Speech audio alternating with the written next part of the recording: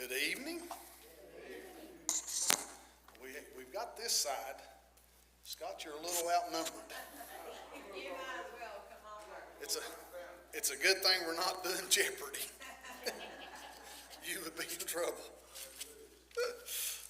We have any prayer requests tonight before we go to prayer? I do, Bobby, as always, remember my family, my son Michael, my granddaughter Courtney, and little Watson, my great-grandson, and all of my lost.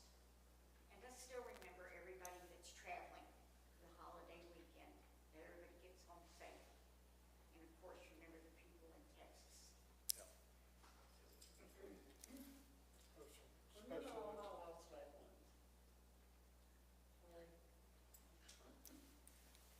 Special ones spoken, and remember my son traveling back home tomorrow.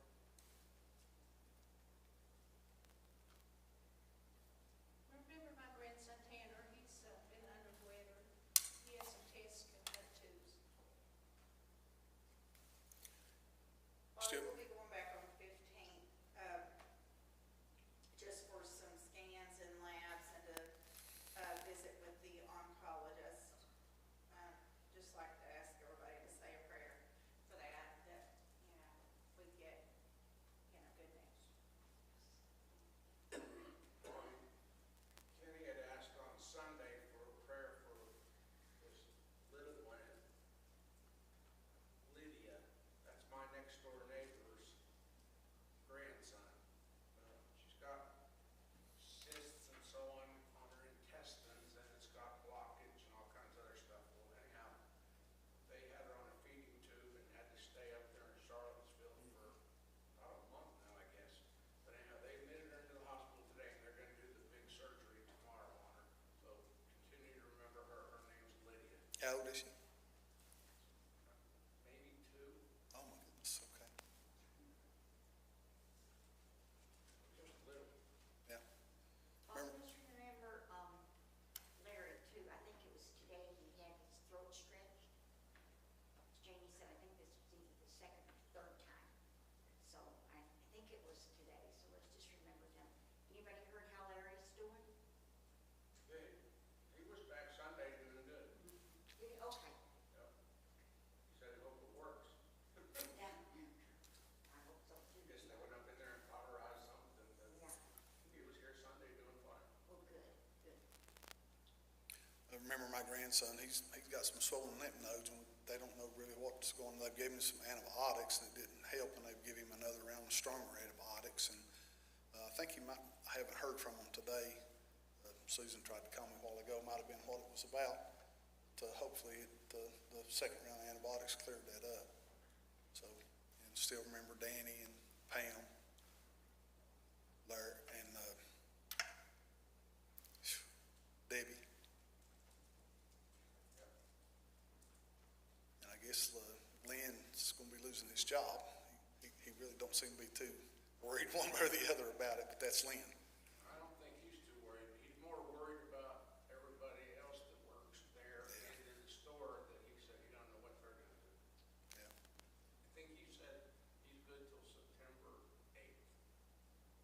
Then they shut the station down. Remember our pastor and his family, our church. Some unspoken request. Brother Harold, if you would, you lead us, please. Father, again, we do thank you for all of your many blessings you have given us. Lord, we ask that you honor each and every prayer request made, Lord, especially those that are really sick and hurting, those with upcoming tests. Lord, I pray that you be with those people, be with their families. Lord, I ask that you be with those traveling on the highways and the skyways, and pray that you just get everyone home safely. Lord, I ask that you be with us tonight. Lord, open our heart to hear your word, and pray that you just lift us up. I ask, Lord, now that you just forgive me for all the times I failed you, and Lord, just lead, God, direct us in all we do. For it's in your name we pray. Amen. Amen. So it's a good thing I text Scott today, or we might have been doing lesson 5 tonight. So I've lost track where I missed last week. We're on lesson 4, Run to Win. And starts out, I am convinced that if Apostle Paul were on earth today, he would be an avid sports fan. Paul saw powerful parallels between the discipline needed for athletic competition and the endurance required to live the Christian life. Both endeavors call for an intense, single-minded focus on winning. Both demand hard work and rigorous training at the end of the Christian race here on earth, just like at the end of an athletic event. Those who have run with endurance receive a reward.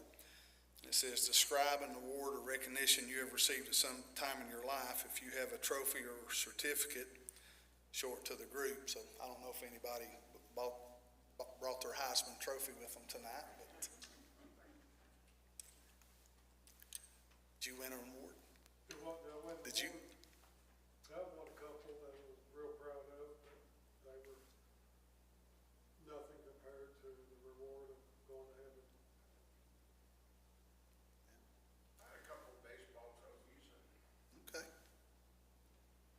Yeah, I had some little league trophies when I was little, team sports, but I don't know how many know this, but I did the radio for Abingdon Sports for 10 or 12 years. And me and Al Copley and my friend Skip Bailey and some other people, but we won 4 or 5 state awards for small broadcasting. And it didn't seem like too big of a deal to us. It was a big deal to the radio station, but we never did think a whole lot about it. But looking back, we put a lot of time and effort into it, as I'm sure whatever awards you won or anybody else won, it takes effort to do that. You just don't get them showing up. You have to participate. sometimes today they get them for showing up. Yeah, that seems to be changing a little bit. So I don't know everybody in here as good as I do some, but I know y'all pretty well. And it says, would you describe yourself as a competitive person? And I would say, just looking around, I would say most of you all talking to you are fairly competitive. Probably if we was playing Monopoly or checkers, you would you'll find out pretty quick. She's pointing at you. I'm not sure, but I would say yes, I am. So part of our entrance into heaven will be an evaluation of our lives by Jesus. The Bible tells us that as followers of Christ, we will give an account of our lives to Jesus. 2 Corinthians 5:10 tells us that we'll appear before the judgment seat and give an account of what we've done. And we've said before, you're saved by grace. Y'all have heard me say that a lot, but I don't think you're intended to be a bench setter. After that, I firmly believe everybody has something they can do if they will just do it. And some things may be very small. Some things could be, we have people here that do a whole lot, and then we've got some people that do things and nobody ever know they do it. But things get done, and people do them. Also, Romans 14:10. That tells us not to judge others, but judge ourselves. That we'll give an account of ours. We're not going to give an account for each other. What Harold does not going to mean I can get out here and talk about you all I want to the neighbors and to the friends and Aaron Scott. I can talk about him, but when you get to heaven, it ain't going to make no difference what Bobby thinks.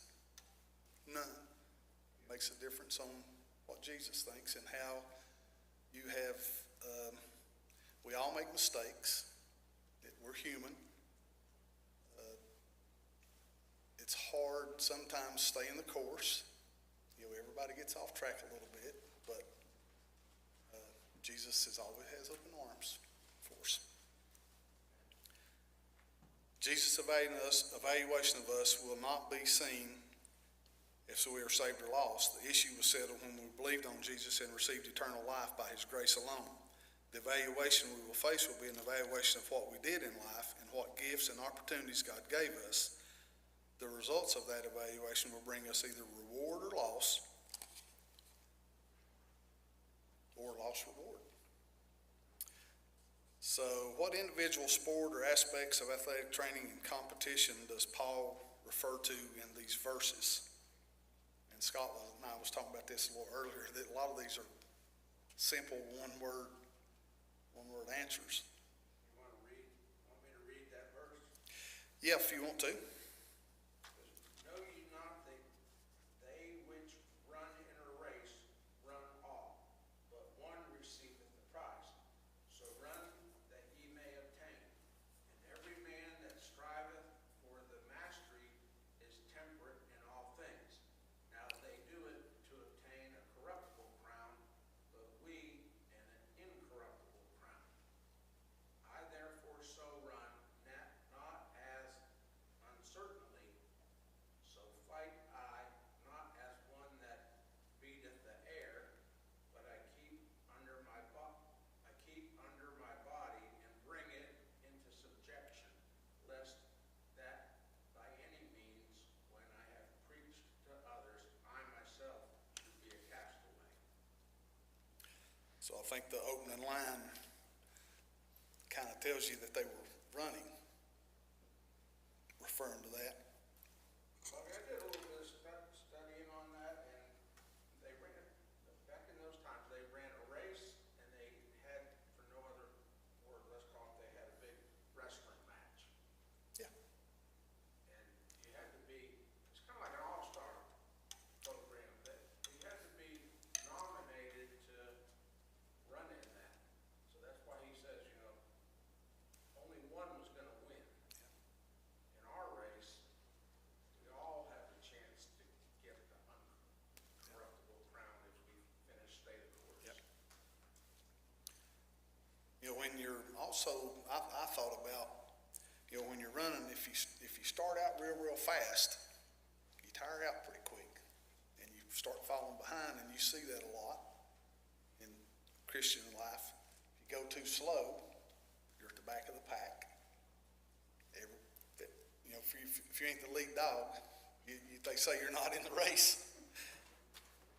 So you need to find the right speed or the right gate or the right place for you, in the church and in your walk with Christ. And one of the main things that I picked up on was run the race with patience, because there's ebbs and flows. You can't get too down on yourself. You can't get too high on yourself. If all of you are like me, I tell people that don't never look at me. If you do, you're going to fail. Don't look at what I've done. And I'm sure some of the rest of y'all feel the same way. I've got more failures than I've got good things. We've all got skeletons. I don't want mine out. I don't know about the rest of you, but I want mine kept where they are. So, just be patient. So, are you comfortable comparing the Christian life with athletic competition, or your Christian life with do you see that comparison in your life? Like some kind of event that you're trying, are you trying to win, or are you just know you're in the race?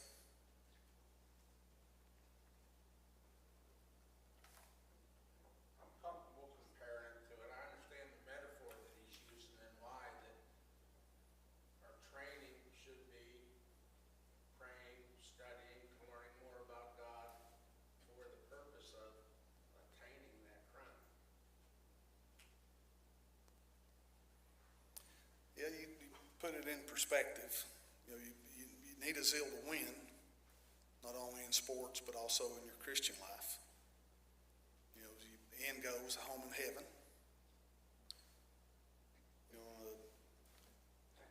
A lot of us have, things in the church, singing, playing the piano, teaching.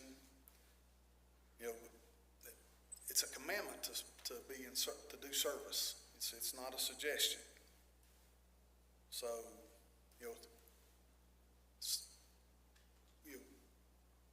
does it make you happy when you're doing things in the church? Does it aggravate you? Does it, should be happy if we've got something we can do, You know, I know, people up here in the choir sure look happy on Sunday when they're singing. You know, the bigger churches now don't have choirs, and I think that's a bad thing. I think they could really, you know, these big community churches, and there's nothing wrong with these community churches. I'm not down in those. You know, a lot of them are really good faith-based churches, but the participation level of people, it's a big thing to come up here in the choir and sing, and it's a big thing to teach. I got sweat running down my back now. You know, I get nervous as much as I've spoken in front of people. You know, you still get nervous when you get up here and do this if you've ever done it. But there's lots of things to do. But you know, your reward is in heaven. But you can get, you know, can you imagine how a preacher feels when some soul comes up here to get saved after he's preached the message? You know, and sometimes, you know, here you go a long way in between people coming up. You know, you have a drought of sorts. You know, all that work, Sunday after Sunday after Sunday, and you know, finally, maybe that person you've been targeting comes up and makes a commitment. It has to be very rewarding. Hey, Bobby, one of the things that made me think about is whenever you're talking about an athletic competition versus your Christian life, it seems like a lot of people are content with being middle of the road or being mediocre in the Christian life. When you talk about an athletic competition, people are driven to go as hard as they can and be number one, you know. And I think if you start comparing them, you could think that, you know, we probably need to put a little bit more effort into our Christian life. Well said. I'm thankful for people like Jamie because she can bring out the best in people, and especially in me. And has got me to do things that I would have never dreamed of. But she has faith in you that you can do it, and it makes you feel good to try. She has a unique talent of getting things done.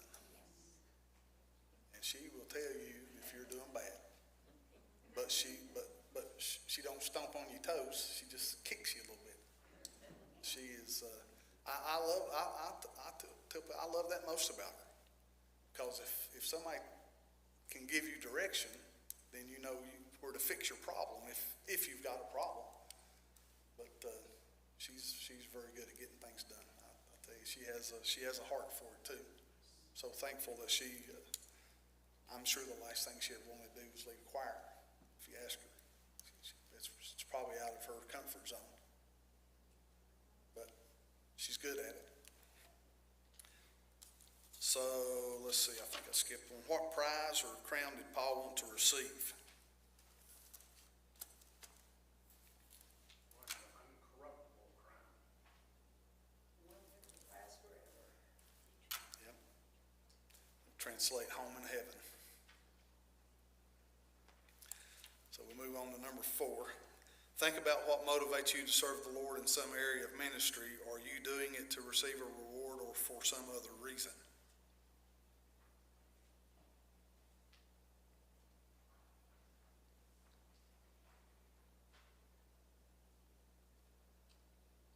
I think if you have a talent, you should give it to God because He gave you that talent.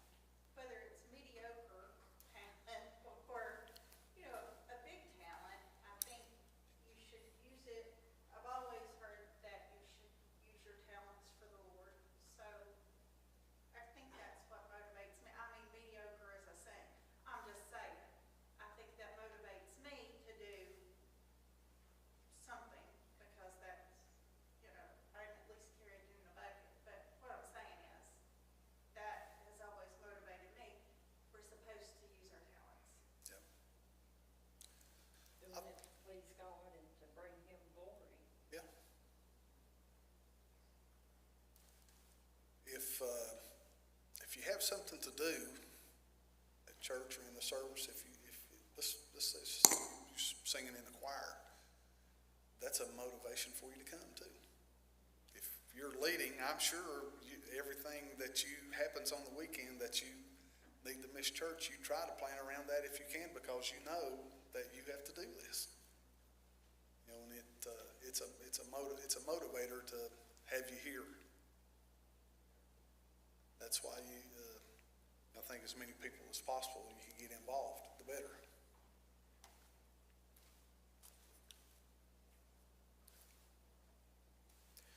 What disciplines are essential to become a world-class athlete?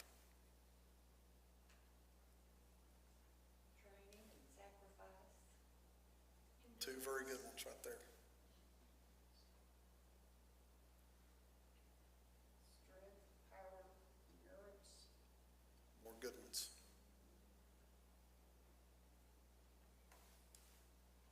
You know, that's one that you gotta work at it even when you don't feel like it.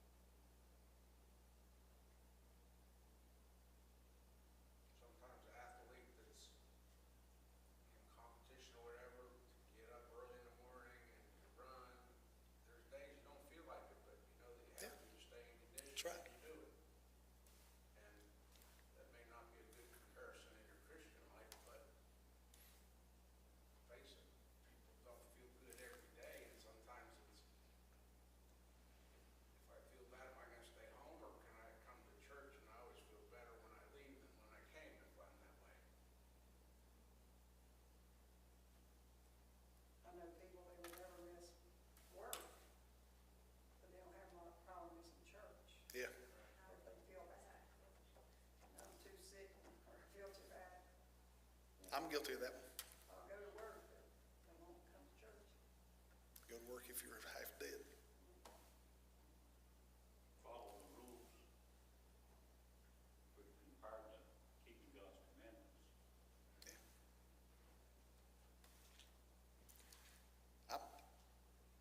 Two that I had some of those, but I said, and it's somewhat relevant, but the second one I think is very relevant, but having a good coach or good pastor, good leaders, being around good, you know, having, that makes a good team, or a good athlete always has a good coach. And we have the number one coach, and we can read all about him in this book. And then I said, another one I wrote down was pick a good team.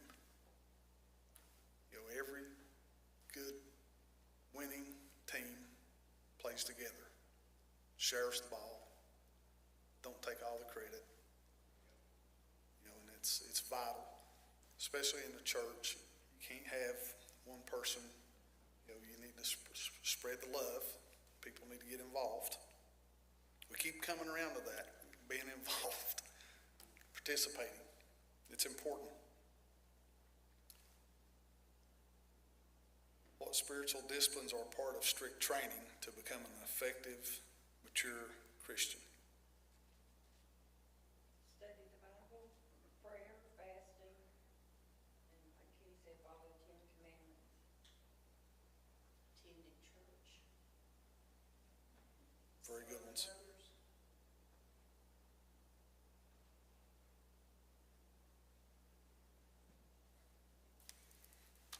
We're en route to set some kind of record.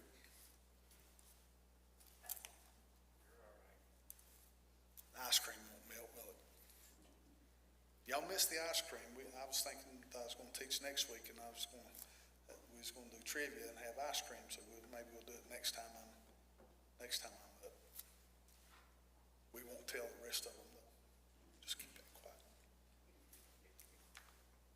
Which of these spiritual disciplines is most well developed in your life, and which is least?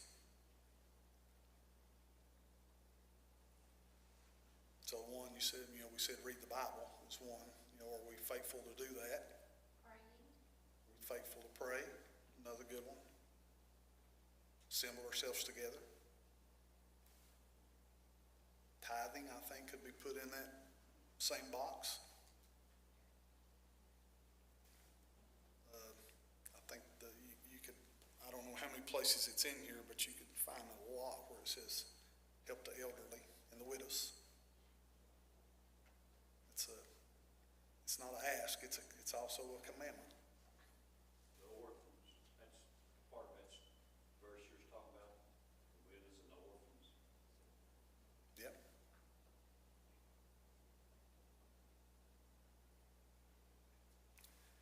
What might disqualify a believer from receiving the prize for serving the Lord? Not being disciplined enough in your training. Lack of self-control, ungodly behavior. Thinking of yourselves and not others. For all very good ones. Living a life of continued sin. Yep.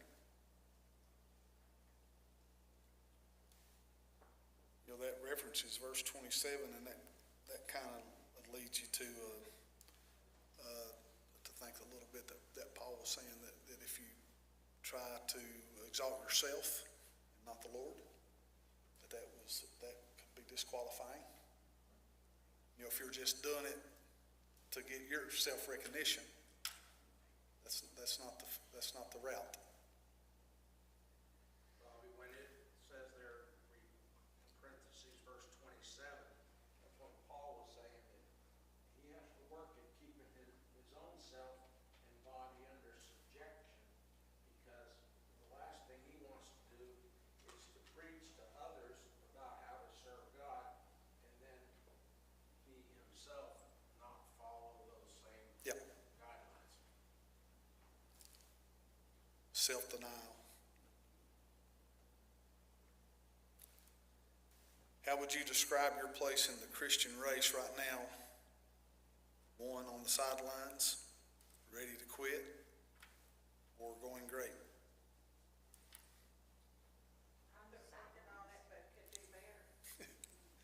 What's that song, He's Still Working on Me? Yeah. Yeah, that's me.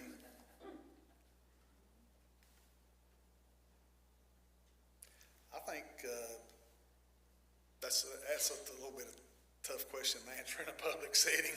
Probably more for you to answer for yourself. But I wrote down that sometimes you feel like an MVP in your walk. That you've got it. You're on a roll, and you're good, and you're so happy. Then next thing you're ready to quit. You get down, you're depressed, something happens, and then other times you feel like you're outside looking in or on the bench. Everybody else is enjoying this and I'm not having any fun. That's the three categories I kind of thought you could put yourself in. I've been in all of them. I don't know if y'all have. Not this week, but in my life I have.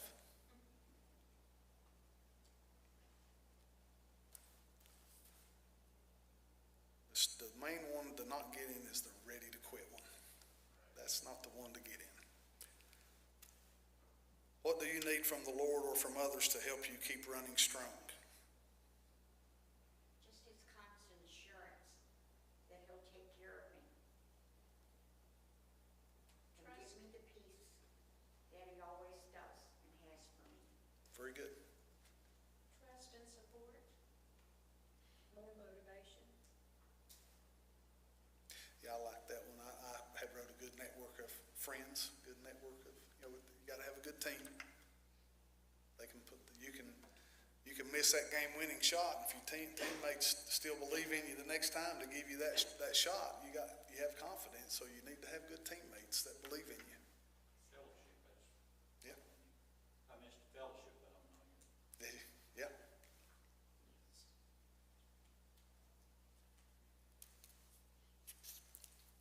Need others' prayers.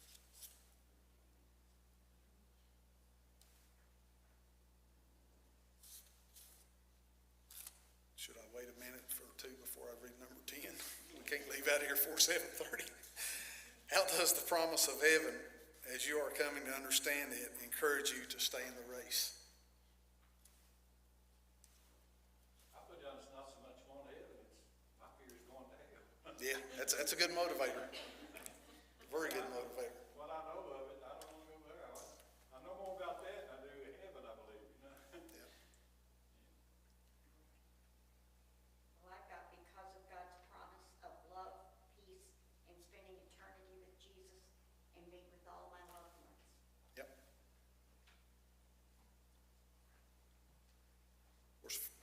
honestly, seeing Jesus is a big one that died for us, a big motivator. But all of us go through turmoil and trouble, and we've seen pain and sickness in our families and loved ones dying, and it's coming to us one day. We're going to face that. But my number one and number two was no pain, no sickness. Then seeing your loved ones. Of course, first was seeing Jesus. But,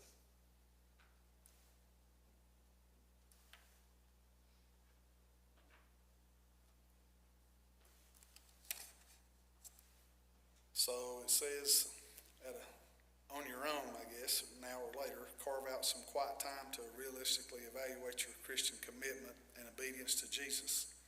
If you gave an account of your life to Jesus today, which aspects would you be confident in, and which would bring you shame? So,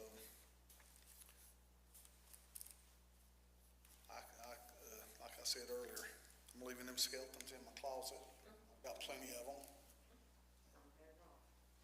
I could probably triple about anybody in here, but I think one that we could all work on is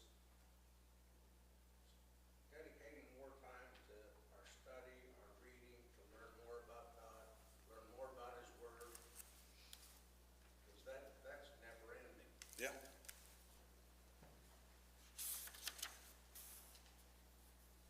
I think we're all time wasters. There you go. Everybody wastes time. Like, I'll just look on social media and look up, and my goodness, an hour's passed. Well, and I say, oh, I don't have any time. I don't have time for nothing. But what happened to that hour? So just being more mindful, like Scott said, of devoting our time to God. Get that little thing that pops up on your phone that says, you spent this much screen time this. Every Sunday at 10 o'clock, and I'm like, oh, wow. Yeah. So there's no way I was on my phone 13 hours. I use mine a lot for work, like looking at medicines and things like that. So I pretend that a lot of that is work, but it's really not. That make yourself feel better. Yeah, I understand. I wonder sometimes if people come on Sunday mornings, only Sunday mornings, if they study their Bible through the week, and just how much do they know? Do they understand the Bible? How much do they understand? And it's here, they come and listen. Just look here, this is not a pinch of watch here on Sunday. Oh, yeah. Right. I'll kind of go out on a limb. I think as a general rule, not too many people read the Bible through the week. I don't think. I've been guilty of that myself. But I try to listen to it on my phone. Any of y'all that's been around me much at all, I can't stay focused. I'm just see me up here. But I found listening on my phone really helps. Terry says if you will picture what you're reading, you Yeah. understand it better and it gets more interesting. If you see a picture of what you're reading. My son's a good reader, reads all the time, and my wife is, but I never was a reader. But it's like you said, if you get involved in something, you're gonna teach, you're gonna read. That's right. If you're gonna do Sunday school, you're gonna read and study and prepare for that lesson.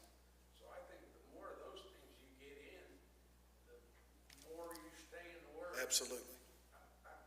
I go to a men's group on Tuesday morning with your friend Paul Ketchum. Yeah. And we roll out early though. I meet him at 6:30 in the morning to go to church in Presbyterian Church in Bristol. But you're there, we got 33 men there. You come in there prepared. Yeah.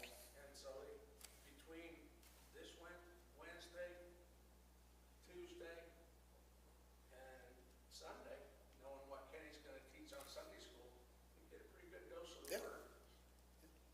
So it's like you said, stay involved. Yeah, I've told y'all this before. This has helped me more than I'm sure it's helped any of you all, because it's made me study.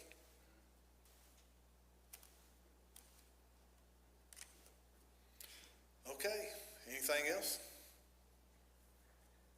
I can't visualize, at the beginning of the go to heaven, but some people will receive rewards, some won't. I can't visualize the rewards, how, I can visualize being with Jesus. What else is there when it talks about rewards? There's a, I don't have my Thompson Chain Bible here, maybe you do, Kenny, but there's about 7 or 9 list of rewards that it talks about. Kenny taught on that here one time. The talents, the parable of the talents. I personally think that we're going to be in heaven ruling the universe, the second heaven, okay? The universe as we know it. That's what Satan and his angels have control of now. And Revelation chapter 12 explains them being kicked out. It says those in heaven, shout for joy. But anyway, that's us, that's the church, that's being raptured. Okay? And I think that, like he's talking about, when you give the parable of the talents, I think we will actually rule worlds. I mean, that's a big, vast area out there, And I think that the church, different people in church will have different planets really to rule over. And it says, in 1 Corinthians, we'll judge the angels. They'll be doing our bidding, really. We won't be judging what we'll be telling them what to do. Yeah. Because it says that, Jesus told Nathan about seeing him under, or Nathaniel about seeing him under a fig tree.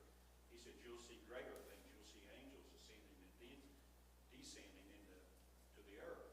And they'll be reporting just like Jacob saw in the Old Testament. They'll be coming back and forth reporting to God and Jesus here on earth what we're doing out there. But I think that our rewards will be, like you say, for what you've studied, what you've done, what you'll rule in heaven, your work for God.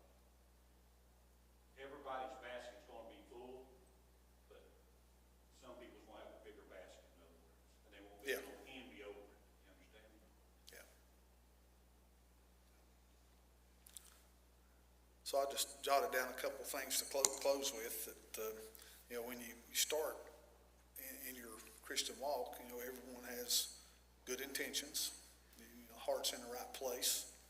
It's staying obedient, staying disciplined, staying the course. That's the hard part for all of us. And there's a lot of different ways you can get off course, but we all fall short. And the hard thing sometimes to realize is sin doesn't have a weight to it. One sin doesn't weigh 100 pounds and another one weigh 5 pounds. It just ain't that way. And I know that's really hard to understand. It was for me. You think somebody out here doing all this stuff is, they're awful, but yet you're doing something that you just cannot turn loose of, and you just keep doing it. There's no difference in what they're doing, what you're doing. It doesn't have a weight to it. Degrees of sin. So, There's no degrees of sin. Sin is sin. That's right. A lot or a little, it's still. yeah. But we just remember God is forgiving. Yeah, His arms are always open. If we're willing to ask for forgiveness, He will forgive us and bring us back to His loving care. So with that, we'll close. Heavenly Father, we thank you for this group that's come out tonight to study your word. We thank you for what you've showed us. Lord, run the race with patience that we might win. We pray that you'll be with each one here and protect them, be with their families and keep them safe. And we bring all the requests that was brought forth to you again tonight, Lord, that you might take care of those where there's sickness and where there's death, and especially this little child that's going to have surgery. Pray that you be with the doctors and be with her, that she might get healing and have 100% recovery. Pray that you give us safety as we leave here and bring us back to the next appointed time.